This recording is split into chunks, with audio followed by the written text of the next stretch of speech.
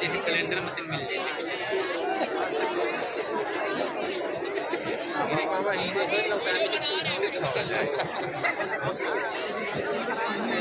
कान के दूर सही कपाल देखता है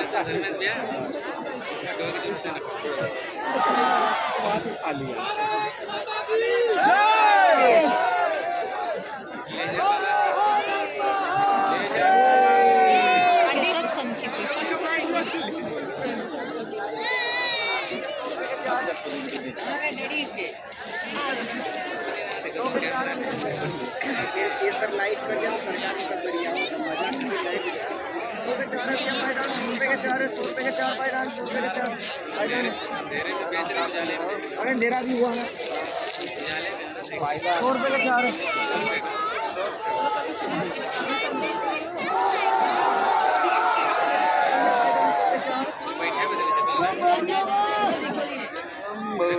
अरे अभी नहीं शुरू हुआ काहे परेशान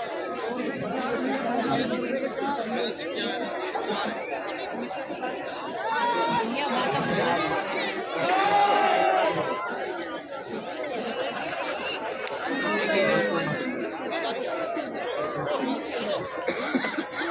ओ भाई नमो गंगा यमुनयोर्मध्ये वसन्ति देवे सदनाथानश्चिरं जीवितं मत्सरन्ति नमो गंगा यमुनयोर्मुनिभ्यश्च नमो नमो गंगा यमुनयोर्मुनिभ्यश्च नमः ॐ शान्ति शान्ति शान्तिः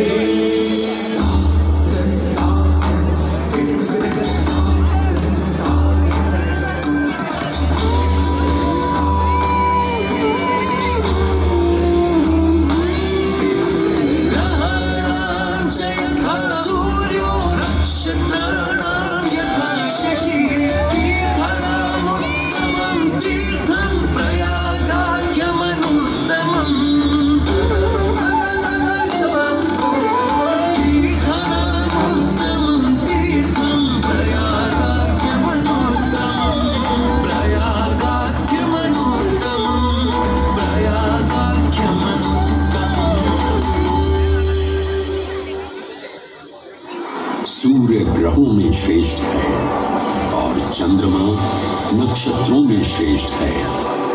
उसी प्रकार प्रयाग सभी तीर्थों में सर्वश्रेष्ठ है। पद्म पुराण में वर्णित ये श्लोक जिस तरह प्रयाग की विशेषता को दर्शाता है, उसी तरह इस पावन क्षेत्र का गुणगान करने वाली अनेक पौराणिक कथाएं, किंवदंतियां एवं कहानियां आज भी जनमानस में प्रचलित हैं। ऐसी ही एक पौराणिक कथा है जो भगवान ब्रह्मा को प्रयाग से जोड़ती है। मान्यताओं के अनुसार भगवान ब्रह्मा को यज्ञ करने हेतु एक दिव्य स्थान की आवश्यकता थी, जिसके चयन को लेकर वे बड़ी ही दुविधा में थे। अपनी दुविधा के निवारण हेतु भगवान ब्रह्मा नागों के देवता महाराज शेषनाग के यहाँ पहुंचे और उनसे कहा, हे आदिशेष, मैं यज्ञ करने हेतु इस सृष्टि में एक ऐसा स्थान ढूंढ रहा हूँ जो दिव्यता और पवित्रता की दृष्टि से सर्वोत्तम हो। क्या आप मुझे ऐसा कोई उपयुक्त स्थान बता सकते हैं जो सभी तीर्थों में सर्वश्रेष्ठ हो? जगत रचयिता को मेरा प्रणाम। भगवान, मैं धन्य हूं कि आपने मुझे इस योग्य समझा। क्यों ना आप स्वयं ही सभी पवित्र स्थानों का मूल्यांकन करें? ऐसा कीजिए, आप तुला के एक पलड़े पर सप्तपुरियों को रखिए और दूसरे पलड़े पर भगवान विष्णु के स्थायी निवास प्रयाग को रखिए, जिसका भार सबसे अधिक आए। मेरे विचार में वही सर्वश्रेष्ठ तीर्थ होगा। इस मूल्यांकन के परिणाम स्वरूप प्रयाग का पलड़ा ही भारी रहा। इस तरह प्रयाग प्रयाग की प्रधानता सिद्ध हुई और तभी से इसे तीर्थों का राजा कहा जाने लगा। आज भी ऐसी मान्यता है कि भगवान ब्रह्मा ने गंगा नदी के पश्चिमी तट पर 10 अश्वमेध यज्ञ संपन्न किए थे। आज उस स्थान को हम दशाश्वमेध घाट के नाम से जानते हैं। भगवान ब्रह्मा के अलावा इंद्रदेव, वरुण देव एवं सोमदेव ने भी प्रयाग क्षेत्र में ही भगवान विष्णु की आराधना करने हेतु यज्ञ किए थे, जिससे उन्हें भी श्री हरि का आशीर्वाद प्राप्त हुआ। प्रयाग शब्द में प्र का अर्थ है प्रकृष्ट और याग का अर्थ होता है यज्ञ। इसीलिए इन 2 शब्दों से बना प्रयाग सबसे पवित्र स्थान माना जाता है।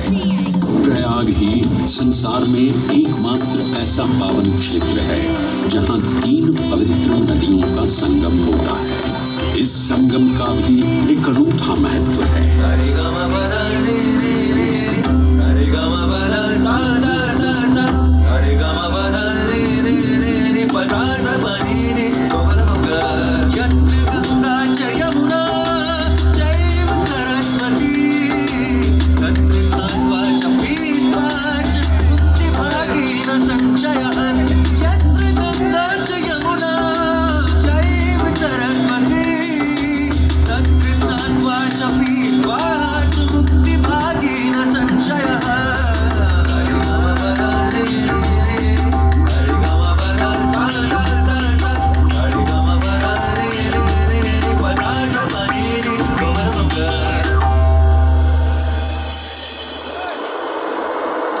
प्रयाग में गंगा, यमुना और सरस्वती जैसी 3 सबसे पवित्र और पूजनीय नदियों का दिव्य संगम होता है।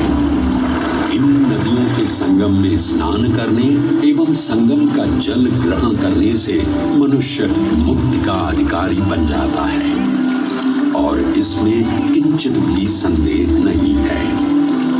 ब्रह्म पुराण में ब्रह्मा जी भी कहते हैं कि प्रयाग में सरस्वती जी अदृश्य रूप में आकर गंगा जी से मिलती हैं। इसलिए इस क्षेत्र को सरस्वती तीर्थ संगम भी कहा गया है। सरस्वती नदी के अदृश्य रूप से मिलने के पीछे भी एक पौराणिक कथा सुनने को मिलती है।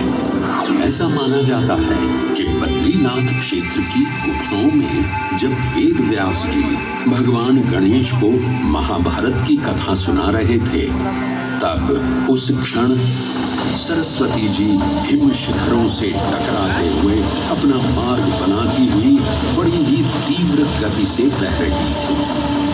सरस्वती नदी के इस तेज बहाव से उत्पन्न होने वाली तेज ध्वनि वेद व्यास जी का ध्यान भंग कर रही थी। इसलिए महर्षि वेद व्यास जी ने सरस्वती जी से वेग और ध्वनि को कम करने का आग्रह किया, परंतु उनके अनुरोध उपरांत भी जब सरस्वती नदी के वेग एवं ध्वनि में कोई कमी नहीं हुई, तो उन्होंने क्रोधित होकर सरस्वती जी को श्राप दे दिया और कहा कि वे अब धरती के भीतर यानी कि पाताल लोक में प्रवाहित होंगी। तब से ये माना जाता है कि हिम शिखरों से उद्गमित हुई सरस्वती नदी उत्तराखंड के माना गांव से आगे अपने अदृश्य रूप में प्रवाहित होती है। आगे चलकर यही अदृश्य रूपी मां सरस्वती प्रयागराज में गंगा एवं यमुना नदी से मिलकर त्रिवेणी संगम को पूर्ण करती है। ये प्रयाग नदी पवित्रता का उद्गम है, जिसके अंश हमें वेदों एवं पुराणों में भी मिलते हैं, जिनमें वर्णित है सुरों असुरों द्वारा हुआ समुद्र मंथन। अमृत प्राप्ति के लिए सुरों और असुरों ने एकजुट होकर क्षीर सागर का मंथन किया, जिसके संदर्भ में पुराणों में विभिन्न कथाएं देखने को मिलती हैं। उन्हीं कथाओं में एक कथा महर्षि दुर्वासा और इंद्रदेव से संबंधित है। इस कथा के अनुसार ऋषि दुर्वासा ने इंद्रदेव से प्रसन्न हो उन्हें पारिजात पुष्पों की एक दिव्य माला भेंट की, जिसे इंद्रदेव ने साधारण पुष्पों की माला समझ स्वयं धारण न कर उसे अपने वाहक गजराज ऐरावत के मस्तक पर रख दिया। पल भर में गजराज ने वो माला धरा पर गिरा उसे अपने पैरों तले रौंद दिया। ऋषि दुर्वासा से ये अपमान सहन न हुआ और उसी क्षण क्रोधित हो उन्होंने इंद्रदेव को श्राप दे दिया।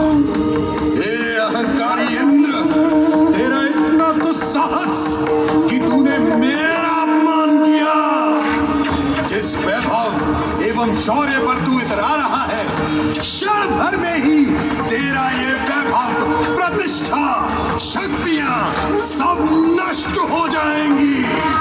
मैं अत्रि पुत्र दुर्वासा समस्त देवगणों को श्रीहीन होने का श्राप देता हूं।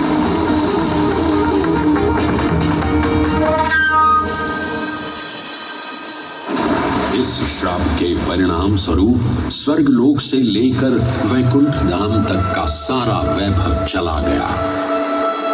जहां स्वर्गलोक में सभी देवता अपना वैभव एवं शक्तियां खो चुके थे, वहीं वैकुंठ धाम में मां लक्ष्मी भी क्षीर सागर की गहराइयों में चली गई।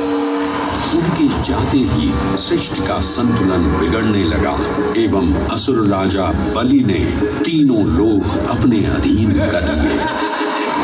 ये सब देखकर सभी देवतागण अपने श्राप के निवारण हेतु भगवान विष्णु की शरण में जा पहुंचे और कहने लगे, हे पालनहार, हे स्वामी, अब आप ही हमें इस श्राप से मुक्त होने का मार्ग बता सकते हैं, अन्यथा हम अपनी शक्तियों से सदैव वंचित ही रहेंगे और युद्ध में कभी भी असुरों का सामना नहीं कर पाएंगे।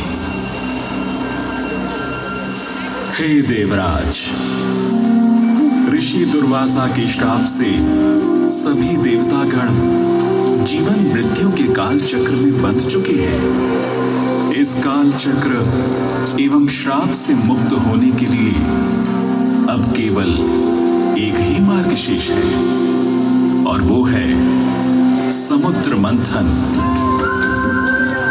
इस समुद्र मंथन से निकलने वाले रत्न ही आपके खोए हुए यश, वैभव और कीर्ति को पुनः स्थापित करेंगे।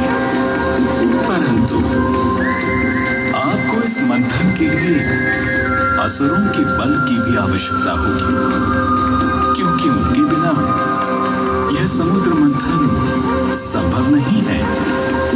जैसी आपकी आज्ञा प्रभु, हम असुरों के साथ समुद्र मंथन करने के लिए तैयार हैं। देवताओं और असुरों ने एक मत होकर क्षीर सागर का मंथन करना स्वीकार किया। जहां मंदार पर्वत मथनी के रूप में आए तो वहीं वासुकी नाग को नेति की भूमिका मिली। भगवान विष्णु ने स्वयं कूर्म अवतार धारण कर मंदार पर्वत को उसका आधार प्रदान किया। क्षीर सागर को मथना शुरू किया गया और 14 रत्नों में सबसे पहले हलाहल विष उत्पन्न हुआ। उस विष के प्रभाव को कोई भी देवता या असुर सहन करने में समर्थ नहीं थे। इस कालकूट विष से सृष्टि का विनाश हो सकता था। इसीलिए इस आपदा से बचाने स्वयं देवों के देव महादेव प्रकट हुए और उन्होंने इस विष का पान किया। ये सब देख मां पार्वती ने विष को भगवान शिव के कंठ तक ही रोक दिया।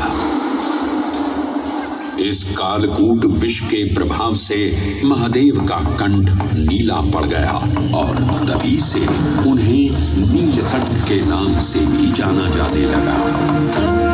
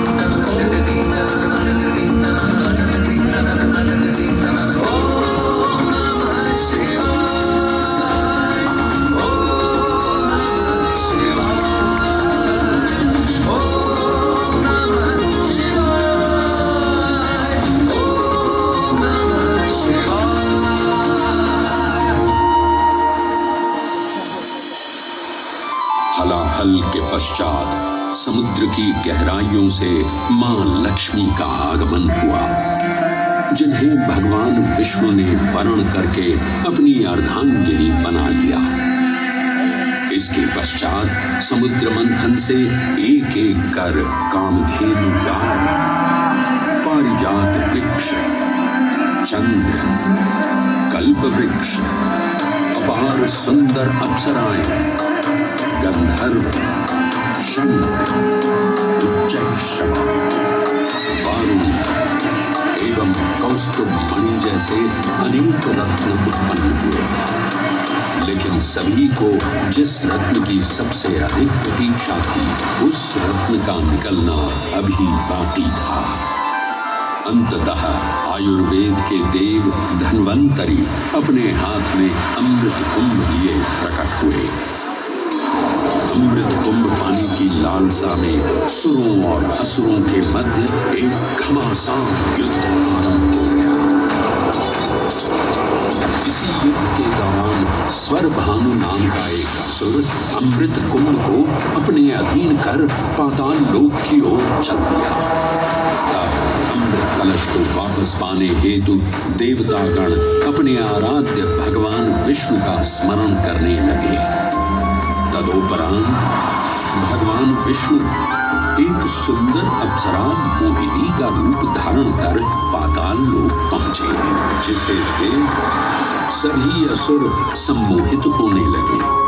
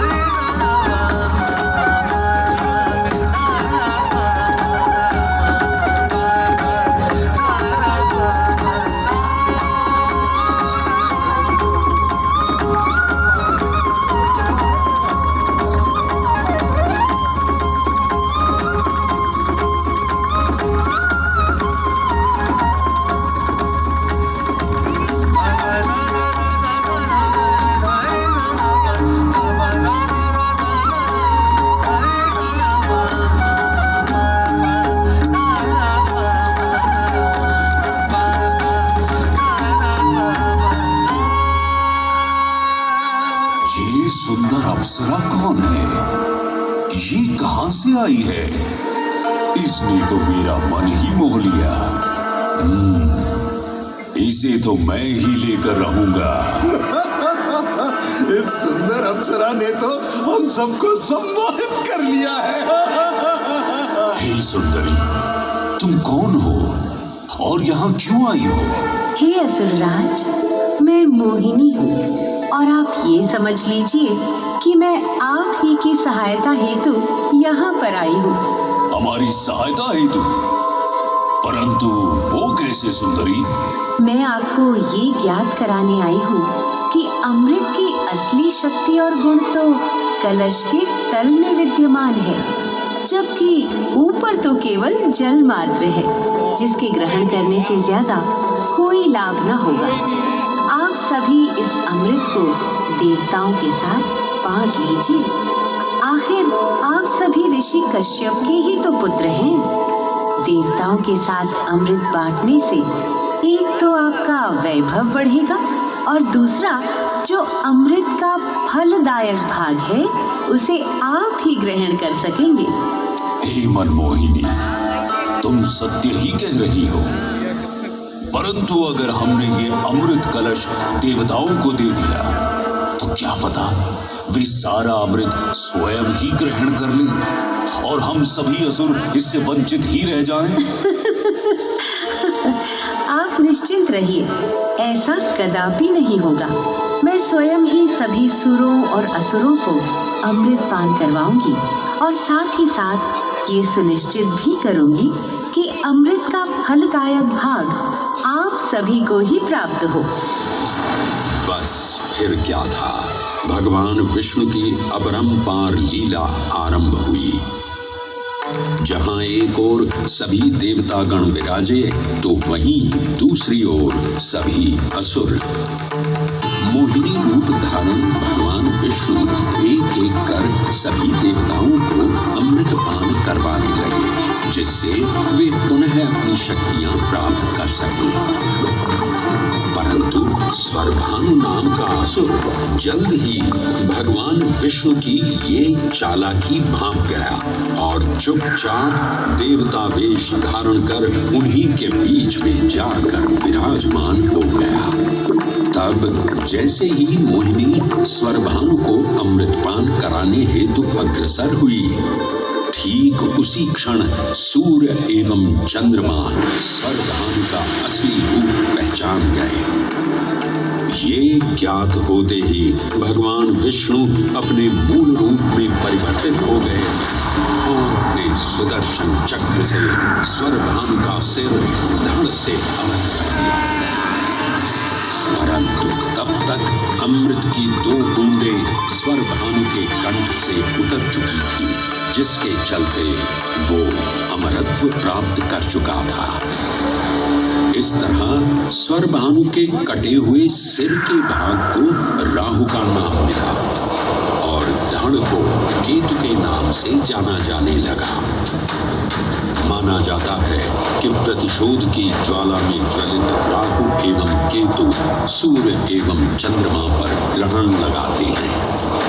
इस प्रकार सूर्य और चंद्र पर ग्रहण लगना राहु और केतु का प्रतिशोध माना जाता है। भगवान विष्णु की ये लीला देख सभी असुर अचंभित हो उठे। इससे पहले कि वे कोई प्रतिक्रिया दे पाते, भगवान विष्णु के वाहन पक्षीराज गरुड़ ने शीघ्रता से अमृत कलश को उठा लिया और अपने साथ लेकर स्वर्गलोक की ओर उड़ चले।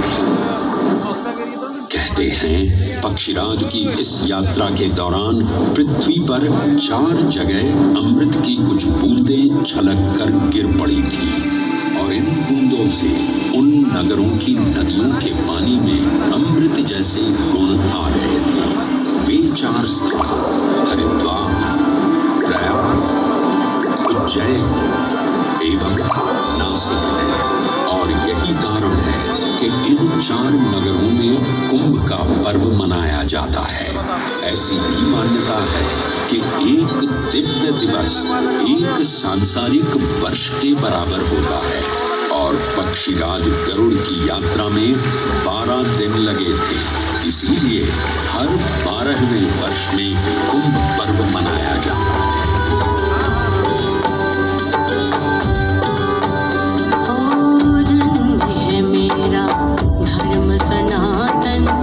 अमृत यहाँ की जलधारा, धन्य है मेरा धर्म सनातन।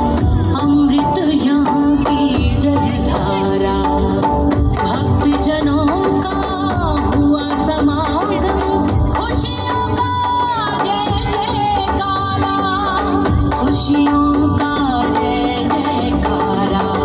गंगा यमुना सरस्वती का संगम, तीनों में समाया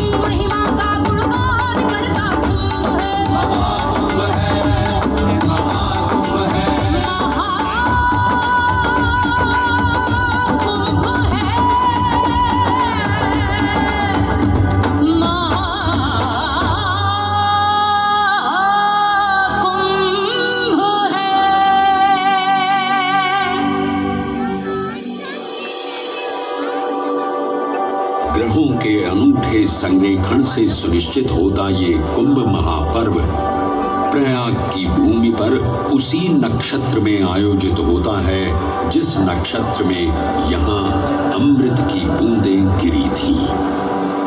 गणनाओं के अनुसार जब बृहस्पति वृषभ राशि में और सूर्य चंद्रमा मकर राशि चक्र में प्रवेश करते हैं तब प्रयागराज में कुंभ पर्व आयोजित किया जाता है।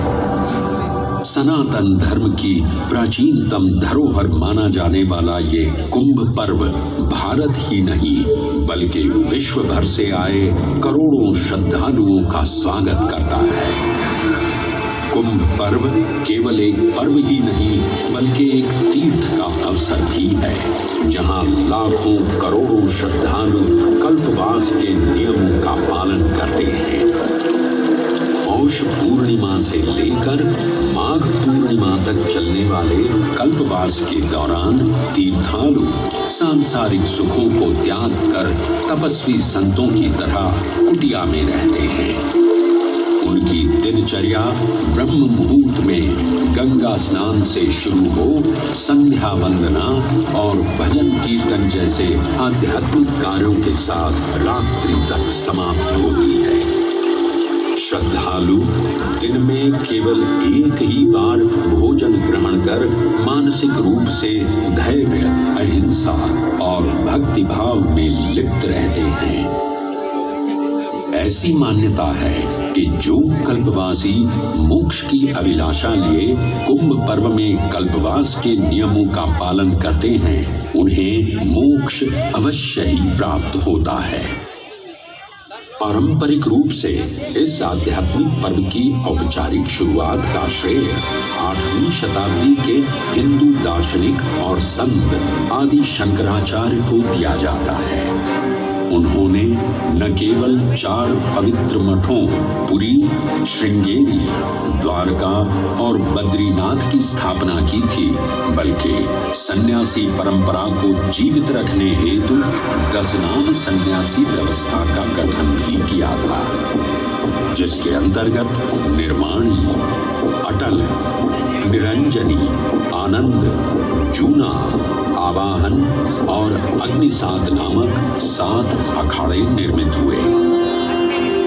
आदि शंकराचार्य का उद्देश्य शास्त्रों के ज्ञान को आपस में साझा कर सनातन धर्म के दार्शनिक आधारों को सुदृढ़ और परिपक्व करना था। अतः धर्म की सभी शाखाओं को संगठित रखने हेतु आदि शंकराचार्य ने प्रयाग की भूमि पर कुंभ पर्व को पुनः आयोजित किया। आज के इस दौर में कुंभ पर्व की महत्ता का अनुमान इसी बात से लगाया जा सकता है कि यूनेस्को द्वारा मानवता की अमूर्त सांस्कृतिक विरासत की प्रतिनिधि सूची में इस पर्व को शामिल किया गया है।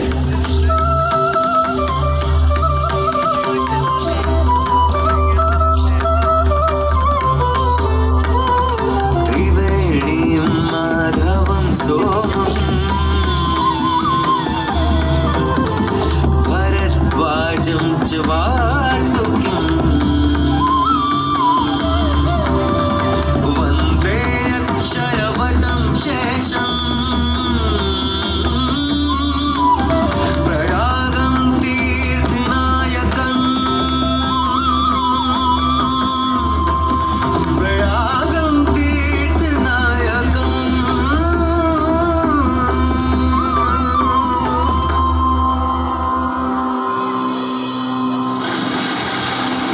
त्रिवेणी, माधव, सोम, भरद्वाज, वासुकी, अक्षयवट और शेषनाग प्रयाग के इन 7 तीर्थ नायकों की हम वंदना करते हैं परंतु उक्त 7 तीर्थ नायकों में वेणी माधव का ही प्रमुख स्थान है। त्रिवेणी संगम में स्नान के साथ साथ श्रद्धालु वेणी माधव मंदिर में दर्शन कर भगवान विष्णु का आशीर्वाद भी प्राप्त करते हैं। मान्यताओं के अनुसार वेणी माधव इलाहाबाद किले के परिसर में स्थित पातालपुरी मंदिर में एक पवित्र अक्षयवट वृक्ष के पत्तों पर एक बालक के रूप में विश्राम करते हैं। पौराणिक कथाओं के अनुसार अक्षयवट एक शाश्वत वृक्ष है जो भगवान विष्णु का स्थायी निवास है, जहां से वे सृष्टि का पुनः निर्माण करते हैं। त्रेता युग में भी अक्षयवट वृक्ष का उल्लेख देखने को मिलता है। कहा जाता है कि भगवान श्री राम, माता सीता एवं अनुज लक्ष्मण अपने वनवास काल में इस स्थान पर आए थे। वैसे तो भगवान श्री राम का वनवास प्रयाग में श्रृंगी ऋषि को समर्पित श्रृंगवेरपुर धाम से आरंभ होता है। ये वही स्थान है जहां निषाद राज गुह ने भगवान श्री राम, माता सीता और अनुज लक्ष्मण को गंगा पार जाने के लिए सहायता प्रदान की थी। श्रृंगवेरपुर से प्रभु श्री राम ऋषि भरद्वाज के आश्रम पहुंचे थे। भरद्वाज मुनि बसही प्रयागा। गोस्वामी तुलसीदास जी ने रामचरितमानस में ऋषि भरद्वाज का निवास स्थान प्रयागराज ही बताया है। ऋषि भरद्वाज से त्रिवेणी संगम की महिमा सुन प्रभु श्री राम, माता सीता और अनुज लक्ष्मण त्रिवेणी संगम में स्नान कर तीनों नदियों का आशीर्वाद प्राप्त करते हैं।